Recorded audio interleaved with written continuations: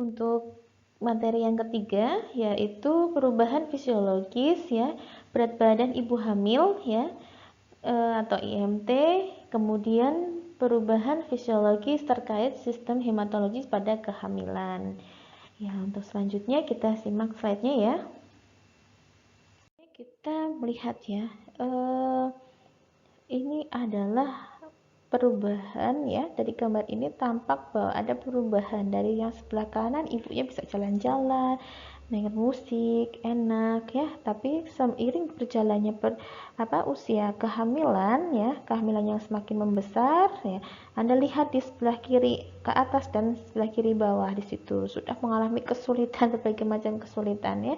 Nah, itu karena ada perubahan-perubahan yang terjadi. Ya, kemudian ada ibu yang senyum ya, melewati kehamilannya. Ya, yang dibahas pada kali ini adalah proses kehamilan, kemudian fisiologis pada kehamilan, berat badan dan indeks massa tubuh, kemudian perubahan dari hematologi, pernafasan dan kardiovaskuler ya. Ya, seperti kita ketahui bahwa proses kehamilan itu dari hamil menjadi hamil itu ada perubahan fisiologis dalam masa kehamilannya ya. Sehingga tubuh secara alami akan melakukan adaptasi fisiologis dalam kehamilan. Ya, termasuk dari berat badan ya. Penambahan berat badan merupakan suatu hal yang menjadi bagian dalam proses kehamilan. Ya, dari penambahan berat badan itu menggambarkan suatu kehamilan seseorang ya. Harus penambahan ini harus dipantau dengan baik ya, karena menjadi salah satu indikator keadaan kehamilan. Seorang ibu hamil akan bertambah berat badannya antara 6,5 sampai 15 kg selama kehamilan, atau terjadi kenaikan berat badan sekitar 0,5 kg per minggu.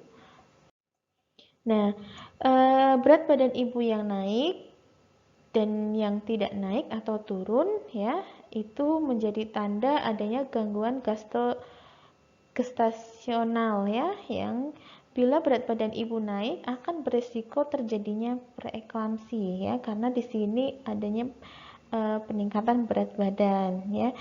Yang ibu hamil yang tidak mengalami berat badan ya, ini menjadi salah satu faktor penyebab pertumbuhan janin yang terhambat akibat gangguan pada ibu. Ya, di sini jadi pentingnya untuk pemenuhan nutrisi yang baik sehingga penambahan berat badannya ibu sesuai dengan usia kehamilannya.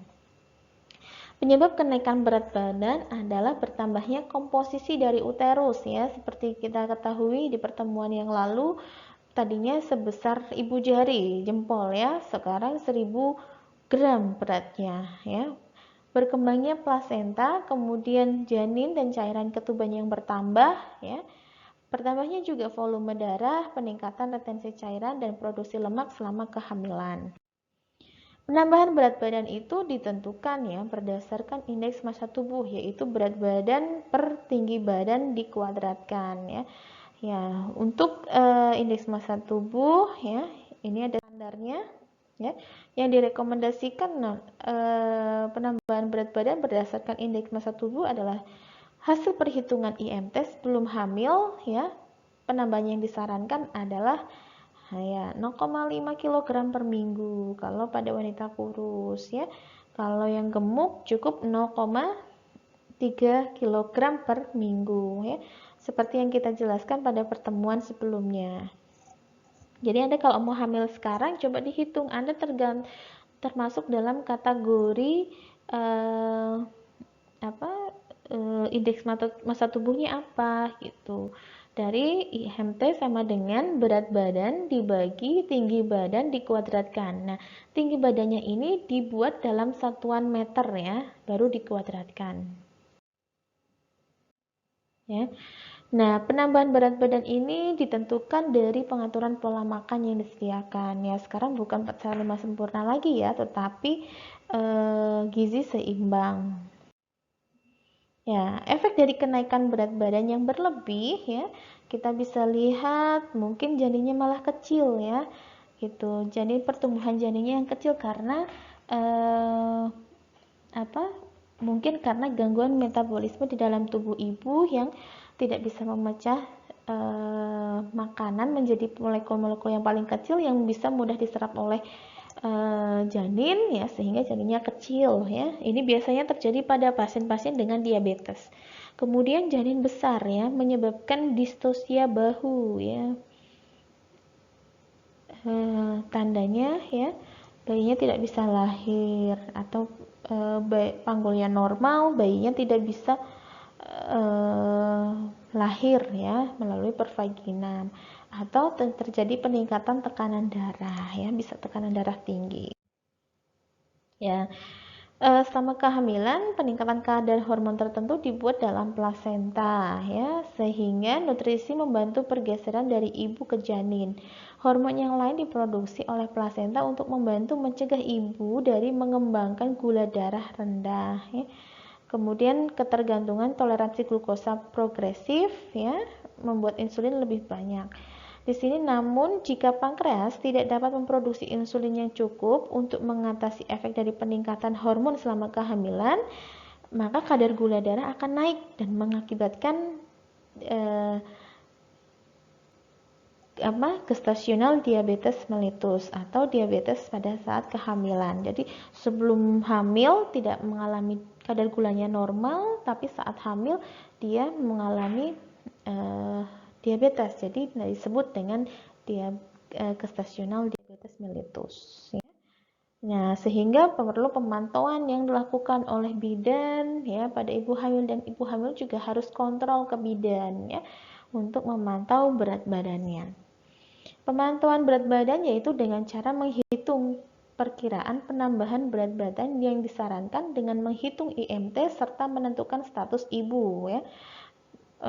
Jadi di sini langkah yang pertama adalah Anda menentukan IMT-nya dulu, statusnya apa, kemudian batas kenaikan berat badannya berapa ya. Kemudian dari situ kita memberikan konseling tentang makanan yang baik untuk dikonsumsi. Kemudian membantu mengatasi keluhan yang dialami ibu yang berkenaan dengan hal yang mempengaruhi pola makan. Yang selanjutnya adalah perubahan hematologi ya. Nah, perubahan pada sistem hematologi berupa peningkatan volume darah, penurunan hemoglobin dan hematroksit, peningkatan kebutuhan besi, perubahan pada leukosit dan sistem imunologis, dan kehilangan darah yang terjadi selama proses kehamilan, dan yang terakhir koagulasi dan fibrinolisis ya dari darah. Yang pertama adalah volume darah ya. Volume darah ibu meningkat secara nyata selama kehamilan. Tingkat kenaikannya sangat bervariasi di mana ada beberapa wanita hanya terjadi peningkatan sedang dan pada wanita lain peningkatannya hampir berlipat ganda. Ya, volume plasma darah meningkat sekitar 15% pada kehamilan 12 minggu dibanding dengan keadaan sebelum hamil ya. Nah, ini yang menyebabkan kenaikan volume darah. Kenaikan volume ini ya bertambah cepat pada trimester 2 dan melambat pada trimester 3. Konsentrasi hemoglobin dan hematokrit selama kehamilan juga akan berkurang karena disebabkan oleh bertambahnya plasma dalam sirkulasi darah. Ya, ini menyebabkan pada saat periksa muncul kadar Hb-nya lebih rendah daripada yang sebelumnya. Ya, pada trimester 2 itu. Konsentrasi hemoglobin normal pada ibu hamil trimester 3 adalah 12,5 gram desiliter. Di batasan yang masih dapat dianggap normal adalah 11 yang disebabkan oleh anemia definisi zat besi. Hipervolemia yang diinduksi oleh kehamilan mempunyai beberapa fungsi ya untuk memenuhi kebutuhan uterus yang membesar dan sistem vaskular yang hipertrofi, untuk melindungi ibu dan janin terhadap efek merusak dan dari gangguan aliran balik vena pada posisi terlentang dan tegak, dan untuk menjaga ibu dari efek samping kehilangan darah selama kehamilan. Ya, selanjutnya adalah metabolisme besi ya, peningkatan volume eritrosit pada masa hemoglobin sama kehamilan ya. Rata-rata volume total eritrosit meningkat sekitar 450 mili dalam sirkulasi, di mana dalam 1 ml eritrosit normal terkandung 1,1 mg besi ya. Dari 1000 mg kebutuhan besi pada kehamilan, sekitar 300 mg transfer secara aktif ke janin dan plasenta, serta sekitar 200-nya menghilang di sepanjang jalur ekskresi normal. Nah, keadaan ini tetap terjadi walaupun ibu kekurangan zat besi ya. Bila zat besi tersebut tersedia 500 ya, lainnya akan digunakan dalam eritrosit. Akibatnya semua zat besi akan terpakai selama paruh akhir kehamilan dan dibutuhkan zat besi yang cukup besar selama paruh kedua kehamilan. Ya, jadi di sini maksudnya adalah bila kita memiliki 1000 mg zat besi ya yang terpakai ditransfer ke plasenta adalah sebanyak 300 ya. Bila kita mengalami kekurangan zat besi, maka diperlukan suplemen ya, suplemen untuk meningkatkan kadar hemoglobin ya dan hemakrokrit yang mengalami penurunan ya. Kemudian fungsi leukosit, sel yang membentuk komponen darah ya. Sel darah putih ini berfungsi untuk membantu tubuh melawan berbagai penyakit infeksi sebagai bagian dari sistem kekebalan tubuh. Leukosit dianggap menjadi indikasi kondisi fisik seseorang. Fungsi leukosit dan sistem imunologis. Ya, selama kehamilan jumlah leukosit ini akan meningkat ya sekitar 5.000 sampai 12.000 ya. Pada saat kelahiran dan masa nifas, jumlah leukosit mencapai puncaknya yaitu 14.000 sampai 16.000. Nah, di sini pada awal kehamilan aktivitas leukosit alkalin fosfatase dan C-reaktif protein meningkat, yaitu protein yang dihasilkan oleh hati dan ada saat terjadinya infeksi ya. Jadi di sini bisa dilihat ya bahwa untuk yang biru adalah volume darah, kemudian orange adalah volume plasma, yang segitiga adalah volume sel darah merah ya. Dimana kita bisa lihat di bawah adalah usia kehamilan ya. Yang samping kiri ke atas adalah persentase perubahan dari sebelum hamil ya. Jadi volume darah volume darah akan naik seiring dengan bertambahnya usia kehamilan. Begitu juga dengan plasma dan sel darah merah yang akan menurun pada hari atau minggu ke-6 postpartum. Faktor yang mempengaruhi naik turunnya leukosit adalah yaitu sel darah putih meningkat disebabkan ketidakseimbangan perubahan komposisi darah di dalam tubuh selama kehamilan. Ya tadi ada volume darah meningkat, plasma meningkat, tapi hemoglobin menurun, sehingga di situ menganggap ini suatu kejadian yang tidak seimbang. Akhirnya muncul sel darah putih atau leukosit. Pada kehamilan yang sehat, leukosit juga mengalami peningkatan. Ya, diakibatkan karena stres ya, kehamilan mempengaruhi emosi ibu, infeksi bakteri juga ada, flu biasa juga ada mempengaruhi peningkatan kadar leukosit. Kemudian infeksi saluran kencing, perdarahan dan leukemi. Efek pada ibu hamil, nah adanya peningkatan ini tidak perlu khawatir ya. Amati saja perubahannya, apakah terjadi peningkatan suhu tubuh yang menjadi demam atau menimbulkan ketidaknyamanan. Kemudian ada gangguan pada pembekuan darah ya, proses di mana darah berubah dari bentuk cair menjadi padat ya, menggumpal. Hal ini biasanya terjadi saat cedera untuk mencegah kehilangan darah terlalu banyak. Apabila terjadi sesuatu dengan proses koagulasi, gangguan perdarahan, seorang bisa meninggal akibat perdarahan yang berlanjut. Ya, kadang pembekuan darah dapat terjadi pada adanya cedera ya. Koagulasi bisa terjadi pada pembuluh darah mana saja ya. Termasuk di paru-paru, jantung, otak dan area lainnya. Selama kehamilan, gumpalan darah dapat terbentuk pada pertumbuhan darah pelvis atau kaki, menyebabkan komplikasi kehamilan serius seperti persalinan prematur, keguguran, dan kematian ibu.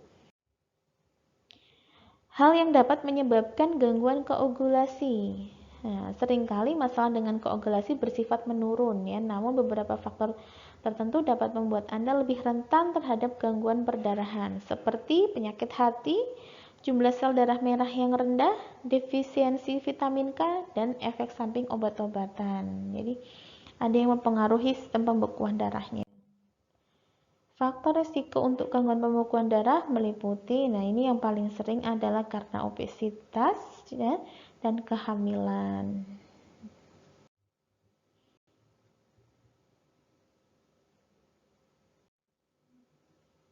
Orang yang obesitas berisiko mengalami penggumpalan darah. Hal ini disebabkan karena orang obesitas biasanya kurang aktif untuk bergerak.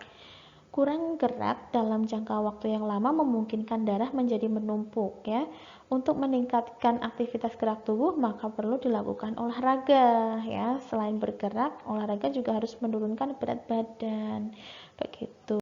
Kemudian pada wanita hamil resiko mengalami perubahan koagulasi ya, dimana karena meningkatnya hormon estrogen ya, mengalami obesitas atau memiliki penyakit paru-paru dan jantung. Namun setelah melahirkan nanti bisa perlahan ya, hormon akan stabil sehingga resiko pengumbalan darah pun akan menurun. Beberapa tanda umum masalah perdarahan yaitu mudah memar ya, atau tanpa penyebab, menstruasi hebat, sering mimisan, perdarahan hebat dari cedera kecil. Beberapa tanda dari gangguan koagulasi adalah gumpalan darah pada pembuluh darah dalam. Ya, tandanya adalah nyeri, bengkak, diskolorasi atau kemerahan, perasaan hangat. Gumpalan darah pada paru-paru ya, menimbulkan tanda gejala nyeri dada, tidak dapat bernafas, detak jantungnya cepat. Serangan jantung atau stroke pada usia muda bisa terjadi ya, keguguran atau bayi lahir mati. Ya. Untuk materi keempat adalah perubahan sistem kardiovaskuler dan sistem pernafasan pada wanita hamil ya.